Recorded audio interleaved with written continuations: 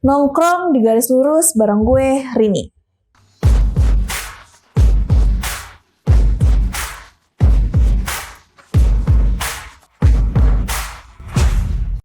Belakangan ini lagi heboh video viral wakil rakyat kepergok terang-terangan lagi main judi slot online pada saat sebelum mulai rapat paripurna APBD DKI Jakarta tahun 2022.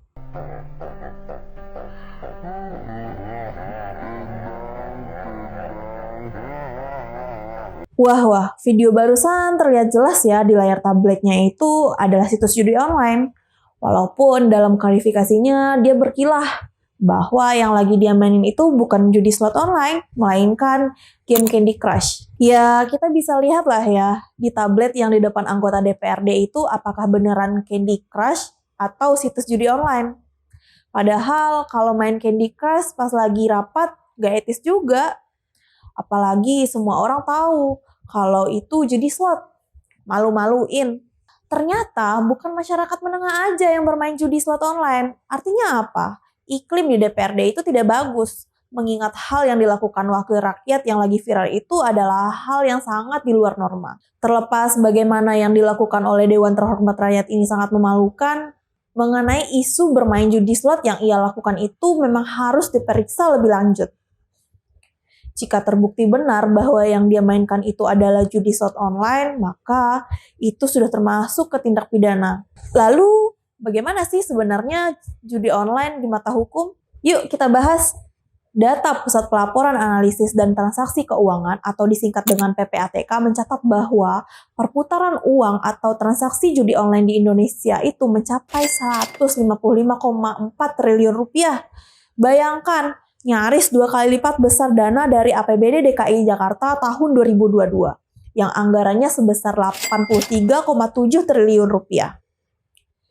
Pihak kepolisian pun mengungkapkan bahwa kasus judi online ini sangat mengkhawatirkan karena banyaknya pelaku judi online mulai berasal dari kalangan masyarakat biasa, bahkan oknum aparat penegak hukum juga ikut-ikutan main judi online. Kominfo juga ngomong nih, kegiatan judi slot online ini dapat dikenakan pasal 27 ayat 2 Undang-Undang ITE. Di pasal ini dijelaskan larangan untuk lo atau siapapun yang dengan sengaja dan gak ada hak buat menyebarkan atau membuat akses informasi atau dokumen elektronik yang di dalamnya memiliki muatan perjudian. Dan diatur juga pada pasal 45 ayat 2 Undang-Undang Nomor 19 Tahun 2016 yang isinya tentang ancaman pidana terhadap si pelanggar dengan pidana penjara paling lama 6 tahun dan denda paling banyak 1 miliar rupiah. Gak main-main loh ancaman pidananya. Baru ancaman pidana dari Undang-Undang ITE ya, belum lagi dari KUHP. Di KUHP sendiri pun juga diatur mengenai perjudian. Ada dalam pasal 303 dan pasal 303 bis KUHP. Oke, kita bahas satu-satu ya. Jadi dalam pasal 303 KUHP dijelasin kalau orang yang menyediakan alat atau memfasilitasi untuk dilakukan perjudian sehingga dapat diakses oleh orang lain, maka dia dikategorikan sebagai bandarnya yang diancam dengan hukuman penjara 10 tahun. Sementara dalam pasal 303 bis KUHP dijelaskan nih, setiap orang yang melakukan aktivitas dan orang yang mengikuti perjudian diancam hukuman 4 tahun penjara. Beda ya, simpelnya gini, kalau di pasal 303 KUHP itu ngebahas ancaman hukuman untuk bandar judi, sedangkan pasal 303 bis KUHP itu ngebahas ancaman hukuman bagi pemain judinya. Kominfo pun menyebutkan kalau kasus judi online ini benar-benar mengkhawatirkan. Terhitung dari tahun 2018 hingga 2022, ada 534.000 website slot judi yang udah diblokir oleh Kominfo. Tapi nyatanya sampai sekarang judi online masih belum dapat diberantas sepenuhnya. Ya gimana ya, kita lihat aja yang viral kemarin. Pejabat publik melakukan judi secara terang-terangan di meja kerjanya, mau rapat paripurna lagi. Padahal dia digaji oleh rakyatnya. Malah asik nge-spin judi online tuh. Gak tahu doi pakai duit rakyat apa bukan. Coba itu bagaimana kita mau membuat peraturan-peraturan mengenai judi online, sedangkan legislatornya aja asik bermain judi online. Apa nggak malu? Zaman dulu aja orang main judi itu diem-diem loh. Sebisa mungkin gak ketahuan sama orang banyak. Nah sekarang malah kebalikannya. Benar-benar nggak sesuai dengan kode etik anggota DPR yang terhormat. Semoga aparat penegak hukum memproses yang lagi viral ini ya. Jangan cuma memproses rakyat kecil aja. Masuk persoalan etik. Masyarakat umum aja main judi sudah menyalahi norma karena tergolong penyakit masyarakat. Itu yang membuat orang-orang kalau main judi ngumpet-ngumpet.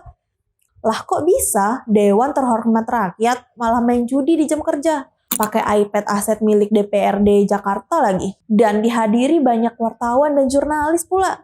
Apa nggak malu? Dan terlebih nih, ibu-ibu yang di sampingnya nggak negor pula.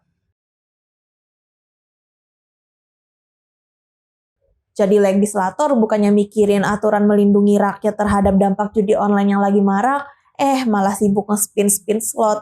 Lalu kita mau mengharapkan regulator yang menciptakan peraturan seperti apa kalau mereka sendiri aja bermain judi?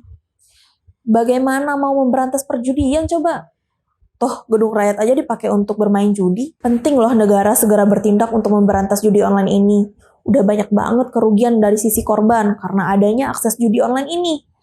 Ada yang sampai berhutang ke pinjol, ada yang rela mencuri karena udah kecanduan depo, ada juga yang bunuh diri, dan ada yang rugi sampai miliaran rupiah. Jadi di balik kenikmatan berjudi di HP lo, di gadget lo, ternyata ada kasus human trafficking di baliknya. Ada beberapa warga negara kita yang jadi korban perdagangan manusia di luar negeri, yang bekerja di bawah ketakutan, penyanderaan oleh bandar judi yang terorganisir. Oke, balik lagi ke kasus yang viral tadi.